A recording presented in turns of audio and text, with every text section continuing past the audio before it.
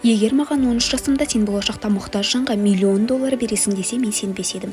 Себебі ол кезде $50 өзі маған жеткілікті болатын. Мен 1998 жылы Каролина деп аталатын кішкентай ғана қалашықта туылып өстім. Менің отбасым өте қарапайым болды, анам мен ағам ғана бар. Мен кішкентай кезімде адамдармен араласқым келмейтін. Өте ұялшақ, азуымнан бір сөз шығармайтынмын, жалғыздықты жақсы көрдім. Бірақ ұнатқан ісім болса, соны түбіне дейін жетпей қоймайтынмын. Соның бірі бейсбол болды. Бейсболды өте жақсы көретінмін. Өмірімді тек осы спорт түрімен елестеттім. Жаттығудан кейін бос уақытымды ютубтағы қызықты видеоларды көру болатын. Бұл менің екінші жақсы көретін ісім болды. Бір күні ютуб қарап отырып, әлі күнге дейін сол видео есімде. Менің ең жақсы көретін блогерім жұмысынан шығып, енді тек ютуб арқылы ақша табатынын айтты. Ол кезде ютуб арқылы ақша табуды көбісі білмейтін. Сол видеоны көрген соң менің миымда төңкеріліс болды. Тағы анықтап көрдім. Тек видео түсіру арқылы ақша табуға болатынына көзім жетті.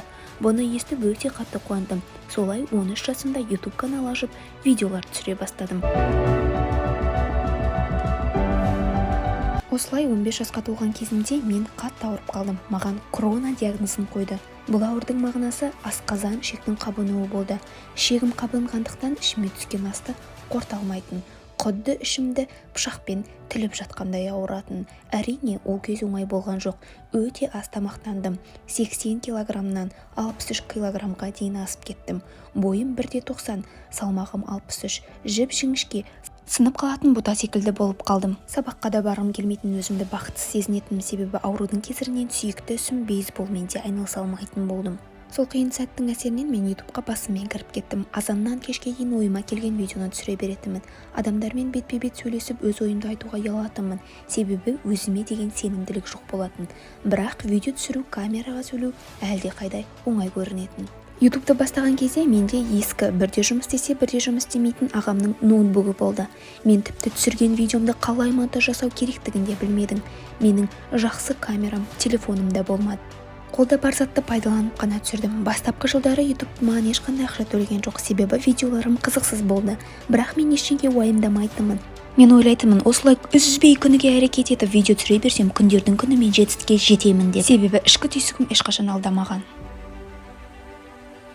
Видео түсірген маған қатты ұнайтын, тіпті ютубсыз өмірімді елестете алмайтынмын. Оған қоса мен колледжге түскім келмейтін, себебі оқығым келмеді. Менің мақсатым мектепті бітіргенге дейін арманыма жеткілікті ақша табу болатын. Содан видео түсіруді 2-3 есе көбейте бастадым. Мақсатыма жету үшін барынша жұмыс жасадым. Сол уақыттарда мен күніне бірнеше $1 ғана таптым. Ол ақша жетпегендіктен колледжге түсуге мәжбүр болдым. Бір қызығы, сол колледжге барған кезде көп мотивация алдым. Барынша видео түсіруге тырыстым. Ақырындап оқырмандарым көбейе бастады. Бір айда тұрақты $1000 таптым. Күнім тек видео түсіріп, соны өңдеуге ғана кететін. Мен адамдар жасай алмайтын қиын видеолар түсіруге тырысатынмын. Тіпті бір видеомда 1000-ға дейін санадым. Арасында қанша рет қателестім, шатастым, санап бітемін дегенше 40 сағатым кетті. Бірақ оқырмандарым бұл 40 сағаттық еңбегімді бағалады. Оқырмандарым бірден көбейді, қызықты комментарийлер жазды. Бұл видеодан түйген ойым, осындай қызықты, ерекше, басқа адамдар жасай бермейтін қиын видеолар түсіретін болсам, осындай ерекшелігім үшін адамдар менің YouTube каналымды Осылай мен танымал бола бастадым. Бір күні маған брендті компания хабарласты. Олар реклама жасауға ұсыныс жасады. Жай реклама емес, кәдімгі $5000 ақша беретін реклама болды. Ол кісімен сөйлесіп тұрып, өзіме сенімді түрде реклама берушімен келісімге отырдық. Осылай $10,000 санап, көшедегі адамды таптық. Бұл видео өте сәтті шықты. Оқырмандарым 10 есе көбейді. Мұқтаж жанның қуанышын көргенде жүрегімді бақыт сезімі кернеді. Тіпті реклама берушінің өзі қуанышты болды. Мен тіпті $1 миллион таратқан күнім болды. Айналамдағылар мені ақылынан адасты деп те ойлады.